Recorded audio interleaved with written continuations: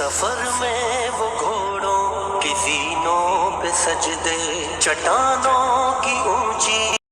نحمدہ و نصلی علی رسولہ الکریم، اما بعد۔ رسول اکرم صلی اللہ علیہ وسلم پہ درود بھیجنے کا دو طریقہ ہے۔ ایک یہ کہ رسول اکرم صلی اللہ علیہ وسلم کو مخاطب کر کے درود بھیجا جائے، اور یہ کہ بغیر مخاطب کے درود بھیجا جائے۔ جب ہم بغیر مخاطب کے درود بھیجتے ہیں تو کہتے ہیں رسول اللہ صلی اللہ علیہ وسلم، یہ صحیح طریقہ ہے۔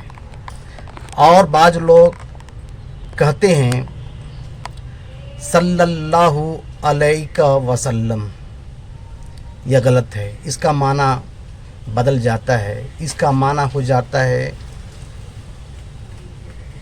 یہ رسول اللہ، اے اللہ تو درود بھیج اور سلام بھیج خود پر، جبکہ ہم کو صرف یہ کہنا چاہیے رسول اللہ صلی اللہ علیہ وسلم۔ اور جب ہم ندا دیں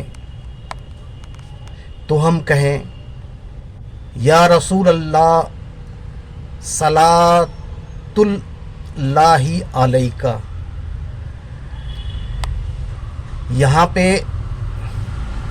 علیکہ لگانا ہے کیونکہ یہ ندا ہے۔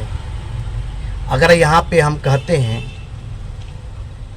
یا رسول اللہ صلی اللہ علیہ وسلم تو یہ بھی صحیح نہیں ہے۔ ہمیں چاہیے کہ صحیح طریقہ سے اور معنی سمجھ کر درود پڑھیں، اور جو لوگ پڑھتے ہیں